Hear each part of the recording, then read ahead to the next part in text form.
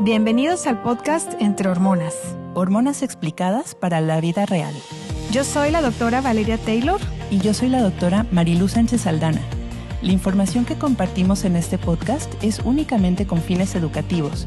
No sustituye una consulta médica ni una valoración personalizada. Cada persona es diferente, por lo que siempre recomendamos acudir con tu médico. Hola, bienvenidos a Entre Hormonas MX. Hoy les vamos a hablar de un tema que probablemente muchas mujeres han escuchado como síndrome de ovario poliquístico. Pero si te dijéramos que ese nombre se queda corto. Sí, porque en realidad no solo hablamos de ovarios, Marilu. Yo creo que todos estamos felices de que por fin se le cambió el nombre a esta entidad, ya que cuando estábamos hablando de esta enfermedad hablábamos de hormonas, metabolismo, inflamación, insulina, fertilidad, hasta de piel, cabello, peso corporal y para nosotros salud a largo plazo. Sí, y por eso hoy les vamos a explicar una visión mucho más amplia y por eso se le cambió el nombre a síndrome ovárico metabólico poliendocrino, porque no solo es un problema de ovarios, es una conversación entre múltiples hormonas, Valeria. Y entonces, a ver, si estamos hablando de una nueva enfermedad o es una forma más completa de entender el síndrome de ovarios poliquísticos. ¿Tú qué dices? No, es una nueva enfermedad. O sea, más bien creo que por fin se está definiendo lo que todos sabíamos. Sí. Y esto ayuda también a que no se confunda el paciente. Esto es una visión más integradora.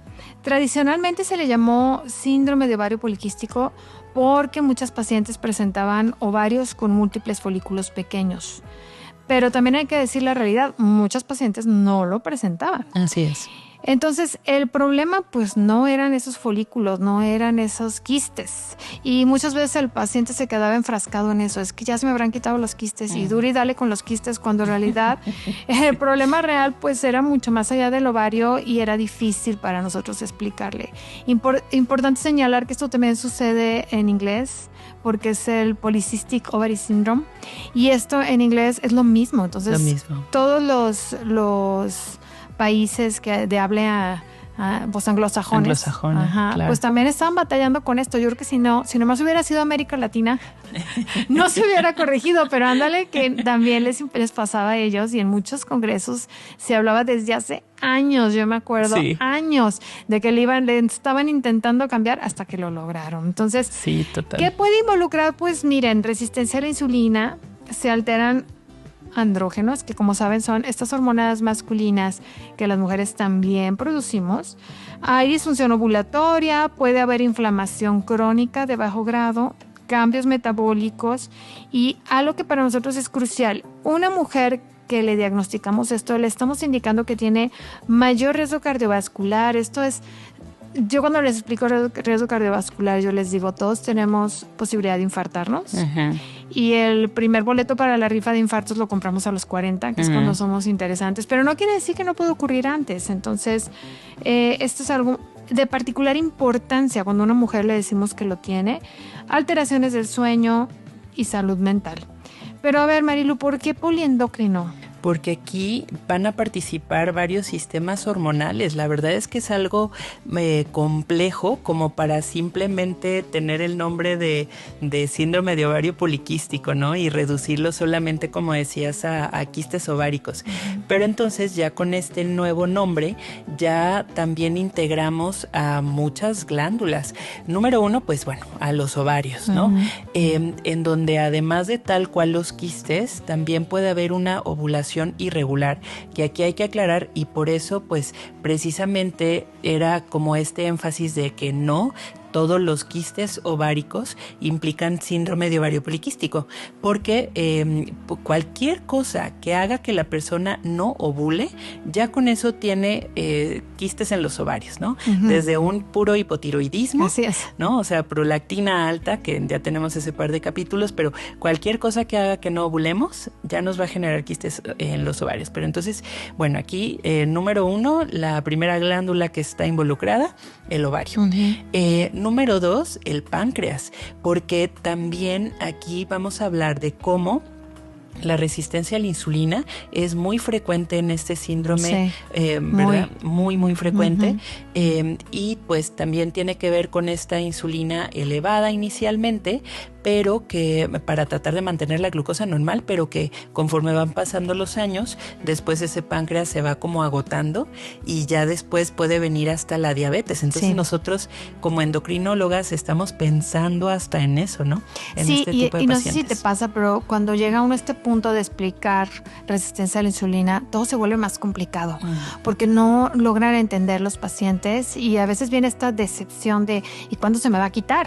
Y pues resulta que a veces vas a vivir con resistencia a la insulina toda tu vida y no como sentencia, yo lo veo como oportunidad para que sepas tratarlo y es una manera en la que se trata también este síndrome. Entonces recordar, ya hablamos de resistencia a la insulina, si quieren ir atrás y revisar el episodio porque es muy importante entender resistencia a la insulina cuando hablamos de este síndrome ovárico metabólico poliendocrino. Pero bueno, tú decías que vamos en el 2, que es el páncreas. El páncreas. Como 3, las glándulas suprarrenales. En algunas pacientes tienen aumentada la producción de andrógenos. Entonces recordar que hay 2 tipos de andrógenos, de hormonas masculinas, las que decías se producen en los ovarios, ¿no? En la teca, en las células de la teca de los ovarios, especialmente como de estos quistes, ¿no? Y también en las glándulas suprarrenales se producen hormonas masculinas que son la androstenediona y dehidroepiandrosterona sulfatada, que son las que medimos, pero estas también van a estar elevadas en las personas con síndrome ovárico poliendocrino o metabólico poliendocrino, ¿no? Entonces sí, las suprarrenales son glándulas muy importantes como parte de este síndrome. A veces mucha gente no entiende dónde están las suprarrenales, se confunden con el riñón. Yo les digo que son estos triangulitos que están arriba del riñón, por eso es suprarrenal. Entonces siempre me gusta aclararlo, porque luego de repente sí es una glándula pequeña que se esconde y nada más nos fijamos en el riñón y resulta que está también. Bueno, entonces ese es el 3, suprarrenal. ¿Qué más? El 4, el tejido adiposo. Valeria, que el tejido adiposo es un órgano endocrino. Sí, ¿no? Completamente. Completamente. Y entonces la grasa corporal también funciona de esta manera produciendo hormonas, que estas hormonas tienen que ver con las señales de saciedad, con la cantidad de energía que nuestro cuerpo puede como quemar, ¿no? Sí. Entonces es un órgano súper complejo y pues tal cual se considera en este síndrome ovárico metabólico poliendocrino. Como quinta glándula, el hipotálamo, y la hipófisis, ahí pues en conjunto, ¿no? Porque nuestro cerebro. En nuestro cerebro, exacto, que lo decías, me encantó en uno de los primeros capítulos, que como están detrás de nuestra nariz, ¿no? Sí.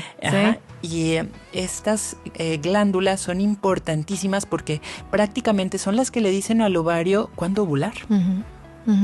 ¿No? Y entonces, el centro de control. El centro de control, así es. Son estas glándulas maestras. Y entonces las hormonas nunca trabajan aisladas, siempre van a trabajar en red. Pero, Valeria, platícanos por qué una paciente puede tener síntomas tan diferentes a pesar de que es un solo síndrome.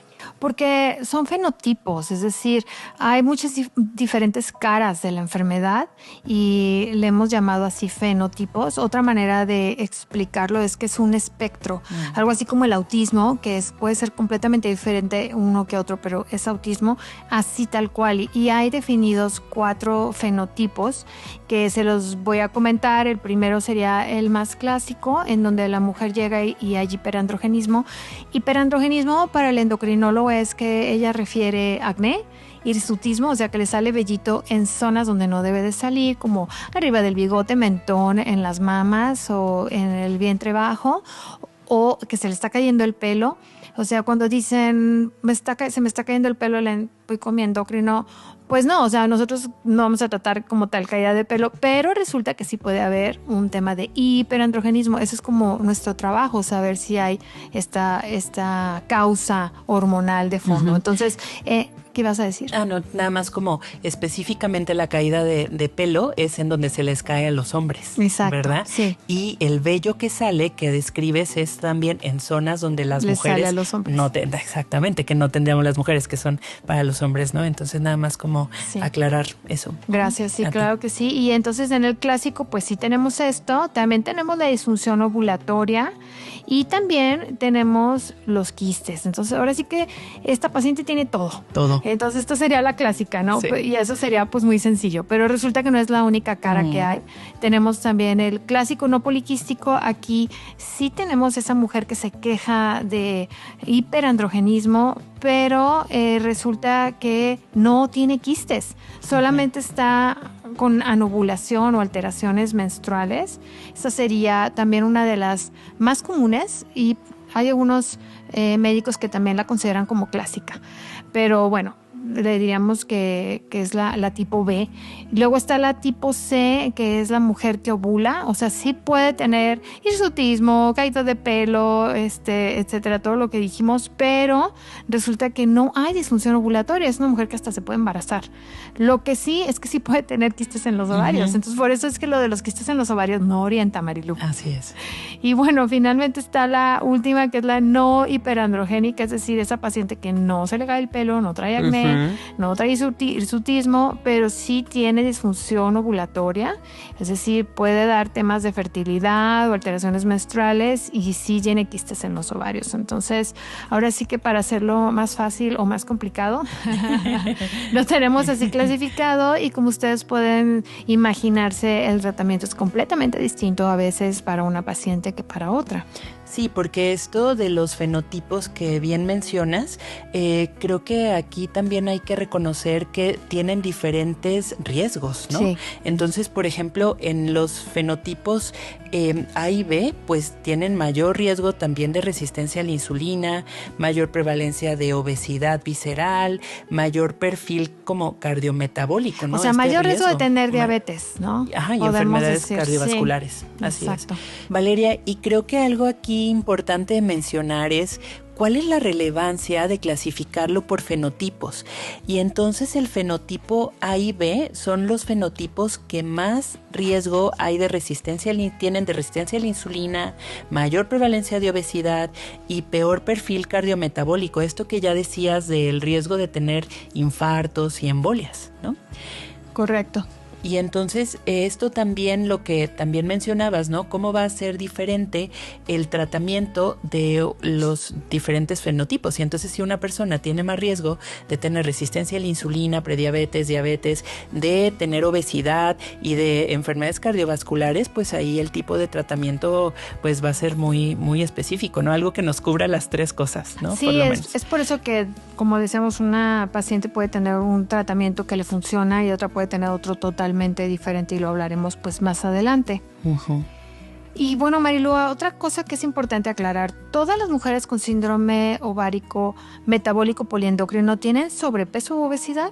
No, y qué bueno que lo mencionas, porque algunas mujeres pueden tener el peso completamente normal y no necesitas vivir con obesidad para tener alteraciones metabólicas. Y lo hemos platicado también en otros episodios, que tú y yo tenemos pacientes con prediabetes, diabetes, resistencia a la insulina, que tienen un peso completamente normal, incluso bajo. Es cierto, es cierto. Y entonces que tienen una muy mala alimentación, que no hacen ejercicio, pero les digo, están tocados por Dios o algo pasa, que no engordan. Y entonces platícanos, ¿por qué la insulina es tan importante, Valeria? Pues porque en muchos pacientes es uno de los motores del problema, Marilu. Cuando hay hiperinsulinemia, se producen más andrógenos, que dijimos que son estas hormonas masculinas, se puede alterar la ovulación, puede aumentar nuestra grasa visceral y hay mayor inflamación, mayor riesgo que nosotros llamamos metabólico.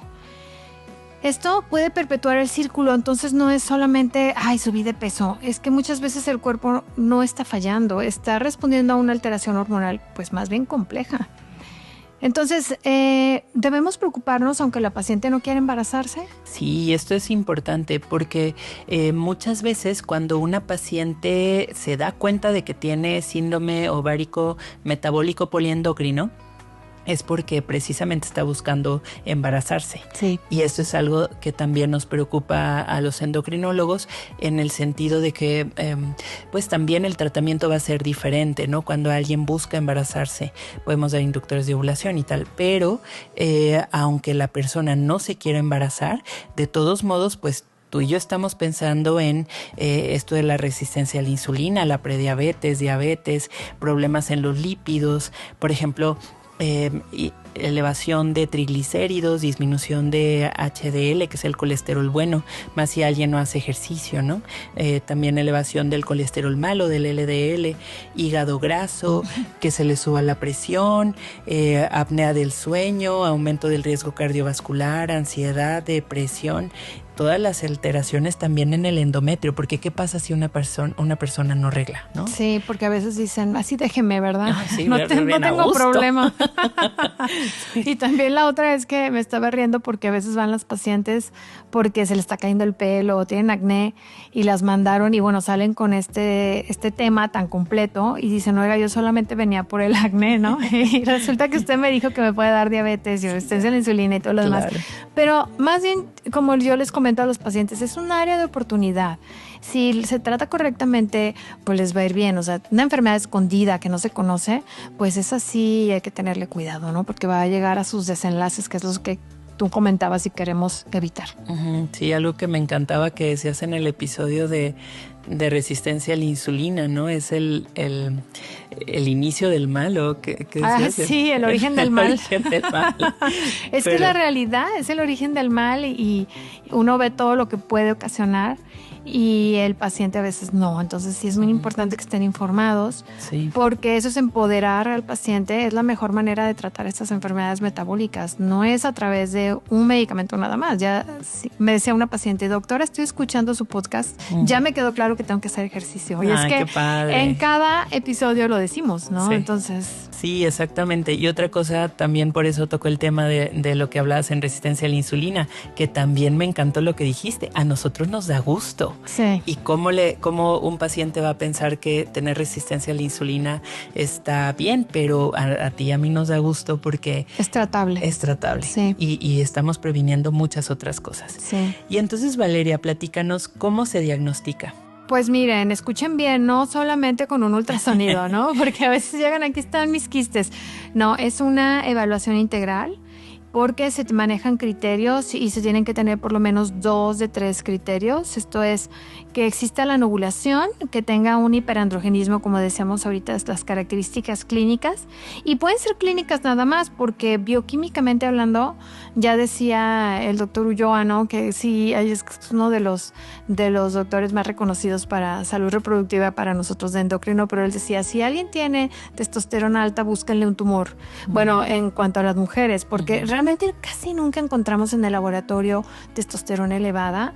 Entonces, más bien nos basamos en la androstendiona y esta sí es la que nos puede dar más clave. Pero la testosterona elevada solamente la vamos a ver, pues sí, casi en un tumor, no en esta enfermedad. Entonces, sí se basa en el hiperandrogenismo clínico y ovarios poliquísticos que se puedan demostrar en ultrasonido o elevación de hormona antimuleriana. Pero claro que al principio van a llegar, les vamos a hacer su historia clínica completa. Se valora también mucho lo de los ciclos menstruales, entonces que no se extrañen que les preguntemos esto con detalle y a veces no nos refieren que tengan hiperandrogenismo, nosotros somos los que estamos, oye, se te cae el pelo, exacto, oye, te está saliendo acné. También pues el perfil hormonal y la evaluación metabólica, porque a veces ellas tampoco lo refieren y nosotros les decimos, a ver, ¿has subido de peso? ¿Cómo está tu peso? Y entonces dice, pues sí, en el último año subí 10 kilos y eso es para nosotros muy importante porque ahí se puede instalar la resistencia a la insulina. También vamos a pedirles glucosa, por supuesto la insulina. Valoramos también los lípidos y pues claro, el ultrasonido cuando se requiera. Y algo que es importante, aunque la causa más común que nosotros vemos en consulta de hiperandrogenismo es esta enfermedad, es por exclusión, Marilu. Entonces yo les digo a los pacientes, pues ahí te va la lista de estudios que necesitamos porque nosotros necesitamos descartar las otras causas. ¿Como cuáles? Pues ya hablábamos de prolactina alta. Entonces, esta es una y el tratamiento es completamente distinto, Marilu. Entonces, no es tan sencillo de diagnosticar. Pero es importante hacerlo bien, porque si nos equivocamos puede ser que el paciente o la paciente en este caso no mejore. ¿Qué opinas? Sí, súper de acuerdo. Y como decías, ¿no? A lo mejor iban por esto de, a ver, en el no estoy reglando regularmente o fui al laboratorio y me hice un ultrasonido pélvico y salen con la lista de estudios, ¿no? Como decías. Entonces, y son estudios caros, hay que decirlo, porque un perfil ovárico, si le mides pues las hormonas masculinas, la glucosa más la insulina más los lípidos y tal, sí termina siendo caro, pero sí es importante que las pacientes sepan que vale la pena. Claro. Y que si por ahí se nos va otro diagnóstico, pues a lo mejor estamos tratando, como decías, ¿no? Algo que nunca va a llegar a solucionarse. Sí, a tener un buen fin.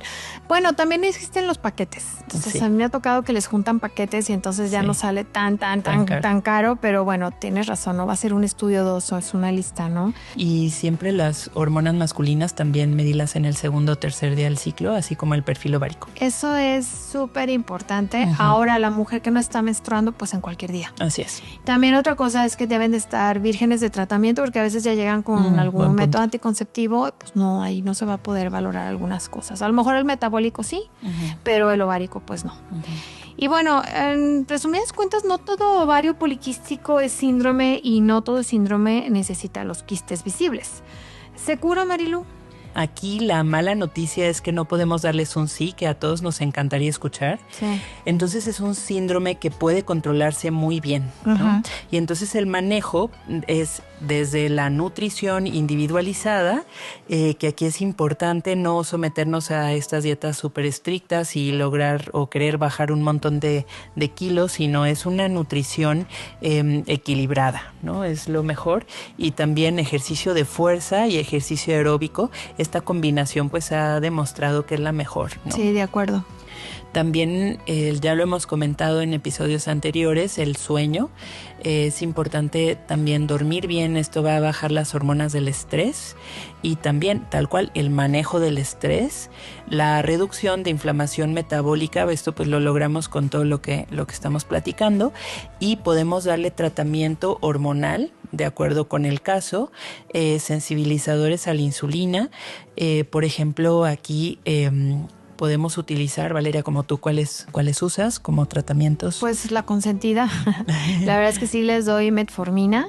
Intento con metformina, que es una medicina, ya hemos hablado muchas veces que tenemos mucha experiencia con ella.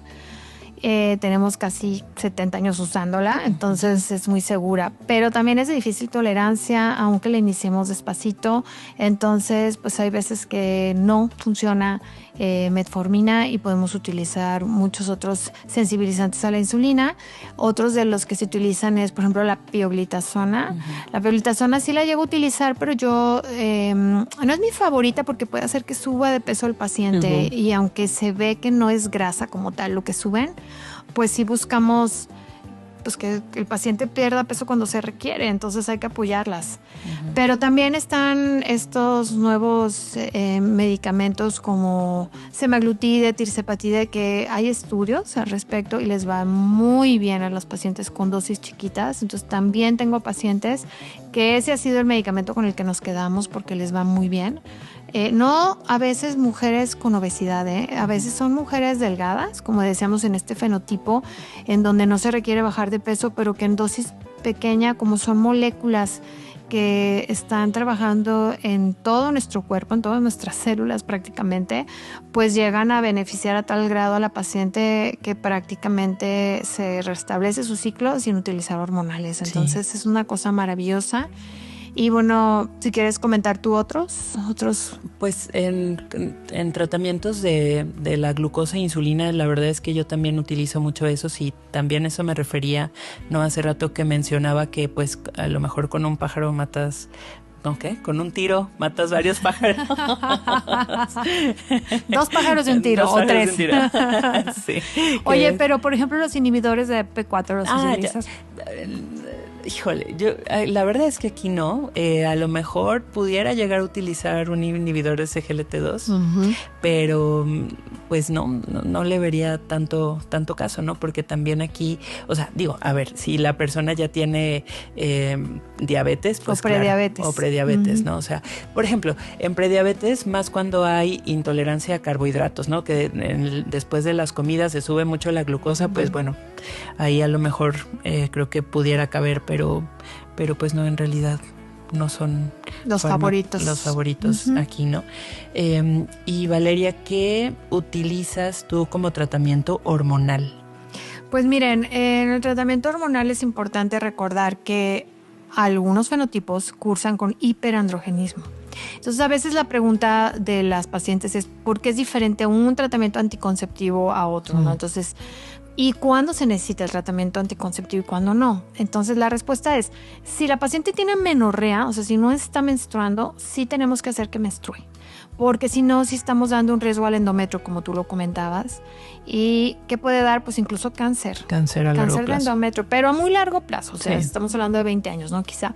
Más sí tenemos que decir las cosas claras, o sea, a veces yo les digo a los pacientes y se me asustan y pues no les estoy diciendo que les va a dar cáncer, simplemente estoy explicando por qué sí es importante en esa paciente darlo, porque muchas mujeres llegan de entrada diciendo yo no quiero tratamiento anticonceptivo, ¿no? Entonces hay mujeres que sí lo requieren y punto, y se le tiene que dar, y entonces preferimos dar el estrógeno con un antiandrógeno, ¿no? Entonces hay ya compuestos que traen este beneficio.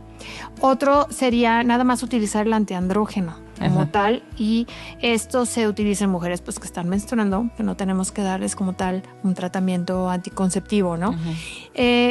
A mí me encanta en los antiandrógenos la espironolactona, es uno de mis preferidos. La espironolactona es un arma de doble filo por varias razones. La primera es que es un medicamento muy interesante, ya que si lo das en dosis bajas es un diurético.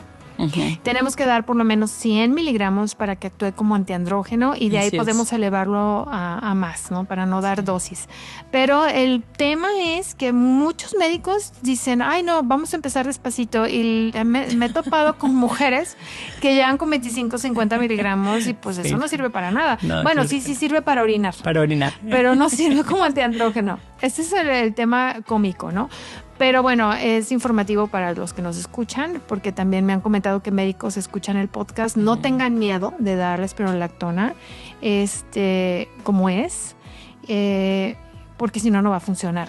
Más el otro tema es que siendo un antiandrógeno, las mujeres no deberían salir embarazadas mientras lo están tomando, porque si están embarazadas de un producto femenino, pues no va a pasar nada. Pero si es un producto masculino, no se van a formar sus caracteres masculinos. Sí, no, eso es tremendo. Les damos en la torre. Tremendo. En Estados Unidos, de hecho, no suelen dar espironolactona a menos que se tenga un método anticonceptivo o pues en mujeres que por alguna razón ya no van a querer tener familia, ¿no? Entonces, ¿tú qué opinas? Sí, de acuerdísimo. Y es importante que lo hayas mencionado, ¿no? Esto de la dosis, y que sepan las mujeres, porque de repente eso sí doy espironolactona, pero ¿por qué me estás dando, no, un medicamento para insuficiencia cardíaca o para insuficiencia renal, ¿no? Y pues bueno, esto que mencionas de la dosis es muy, muy, muy importante. Entonces 100 miligramos nos van a ayudar a que bajen las hormonas masculinas. O más, ¿verdad? O más, exacto. Sí, importante nada más que la persona consuma suficiente agua, de todos modos, porque algunas personas, algunas pacientes, sí pueden llegar a tener un poquito de como de mareíto, ahí como de sí orinar más, a pesar de que estemos dando una dosis adecuada. Es cierto. Y la otra, la flutamida, por ejemplo, también la llevo a utilizar. El problema con esta es que hay que estar vigilando al hígado. Y también, como se puede llegar a utilizar en el cáncer de próstata, también, ¿no? Hay que avisarle a la paciente, oye, a pesar de que ahí San Google diga que lo podemos utilizar en cáncer de próstata, pues bueno, a ti te lo estoy dando para esto, ¿no? Para bajar hormonas masculinas. Bueno, pero es que es importante recordar que se usó en cáncer de próstata, pero ya no, porque efectivamente se utilizaban 3 pastillas al día y eso sí afectaba el hígado. Nosotros estamos utilizando un cuarto de tableta o la mitad de la tableta. Yo nunca he visto, Marilu, una paciente con enzimas hepáticas elevadas. O sea, al final tomas agua el protocolo, ¿no? Pero honestamente hablando, es que es un antiandrógeno bellísimo y excelente cuando no funciona la espironolactona. Así es. Y que además, como usamos una dosis pequeña, sale bastante económico. Y pues nada, que en las guías mexicanas está también. Sí. Entonces, yo también les digo, oye, no te vayas a asustar porque vas a ver en redes que es para el cáncer de próstata. Ya no se usa para el cáncer de próstata, está súper utilizado. Sí, yo también lo uso mucho, me gusta. No sé tú qué opinas, pero por ejemplo, la dutasterida, es uno que utilizan muchísimo en dermatología y sin embargo no está aprobado en nuestras guías porque es de una acción muy prolongada. Entonces, creo que el riesgo ahí superaría un poco los beneficios, porque si suspendemos la dutasterida todavía faltan 3 meses para que el efecto en la paciente se retire. Entonces, a veces sí me han preguntado, ¿no? Yo ya estoy con este tratamiento por el dermatólogo. Bueno, claro que puede funcionar, pero también hay que ver este otro lado negativo, en donde aquí sí, si sales embarazada y estás con dutasteride, pues el efecto queda, ¿no? Por Claro. 3 meses. Es un riesgo como más elevado. O sea, entonces, aunque ha tomado mucha importancia este antiandrógeno en derma, pues en endocrino no lo usamos. Uh-huh. Y yo creo que seguiremos así, porque pues estamos hablando de una edad muy fértil, ¿no? Sí, así es.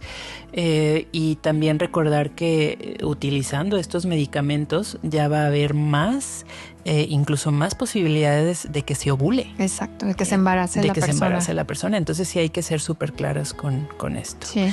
Muy bien.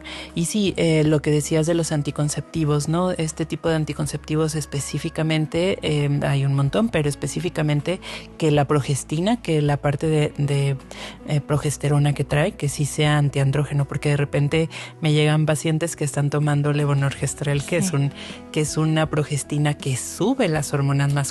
Androgénica. Androgénica, exactamente. Ay, sí. Sí, entonces ahí tener cuidado, ¿no? Digo, ahí cómo puede saber el paciente, ¿no? Pero creo que, claro, que al final es si pudieran apoyar un poco preguntándole a su médico, a ver, esta que me vas a dar no ocasiona acné, no me va a ocasionar ningún problema de este tipo porque yo tengo problemas al respecto, ¿no? Entonces creo que eso ya al médico lo puede hacer reflexionar, ¿no? Y decir, ay, a ver, espérame, entonces déjame ver otro, ¿no? Ya con eso. De acuerdo. Y entonces, si se busca embarazo, pues también pudiéramos dar, que bueno, ahí ya, no sé tú, yo la verdad es que no me meto mucho a dar inductores de ovulación, pero bueno, son parte del tratamiento, ¿no? Esto creo que ya sería más de gine, ¿no? Inductores. O también pues están los endocrinólogos que sí tienen la sub de endoreproductiva. Ellos sí suelen dar la inducción, yo tampoco la doy. Yo no llevé esa formación. Yo también más bien manejo el aspecto metabólico, y si se quieren embarazar, pues entonces se trabaja en conjunto con un médico especialista en reproducción. Así es. De acuerdo. Muy bien, entonces pues Valeria, ya llegamos a nuestra sección favorita de mitos y realidades. Platícame, Valeria, ¿solo mujeres con obesidad lo tienen? ¿Mito o realidad? Mito, porque también se puede presentar en mujeres delgadas y a veces muy delgadas.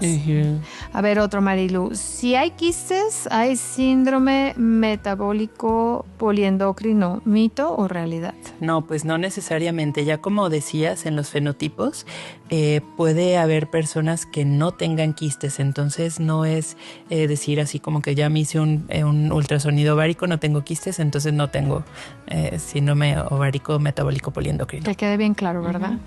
Sí. Valeria, ¿solo afecta fertilidad, mito o realidad? También es un mito porque ya decíamos que impacta el metabolismo y la salud cardiovascular. A ver, Marilu, si bajo de peso desaparece, ¿mito o realidad? Fíjate que aquí en personas que sí tienen sobrepeso y obesidad sí puede mejorar, pero el manejo es mucho más amplio, como ya decíamos, ¿no? Dependiendo de lo que queramos lograr, podemos dar más tratamientos. Valeria, ¿es solo ginecológico, mito o realidad? Mito, porque tiene un fuerte componente endocrino y metabólico. Otra más, no tiene tratamiento, ¿mito o realidad? No, pues esto completamente es falso, porque se puede llegar a un muy buen control con el abordaje integral. Y Valeria, si tengo ciclos regulares, no puedo tener síndrome ovárico metabólico poliendocrino. ¿Mito o realidad? Mito. Algunas mujeres pueden tener ciclos regulares, pero no ovular o tener hiperandrogenismo. Entonces es importante aclarar, la regularidad del ciclo no siempre significa equilibrio hormonal, Marilu. Así es.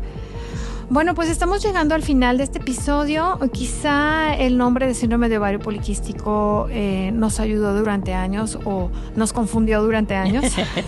Más bien. Pero hoy entendemos que el panorama es mucho más amplio. O mejor dicho, siempre lo hemos sabido, pero creo que ahora va a ser más fácil explicarlo. Así es. Sí, entonces por eso hablar de síndrome ovárico metabólico poliendocrino puede ayudarnos a ver a la paciente de forma mucho más completa, toda la cuestión hormonal, metabólica, reproductiva, cardiovascular. Y cuando entendemos las hormonas como sistema, dejamos de tratar síntomas aislados y ya empezamos a verla completa y entender la raíz. Gracias por acompañarnos en este episodio de Entre Hormonas MX. Si este episodio te ayudó a entender mejor tu salud metabólica, compártelo con alguien a quien también pueda servirle. Esto fue Entre Hormonas. Hasta la próxima.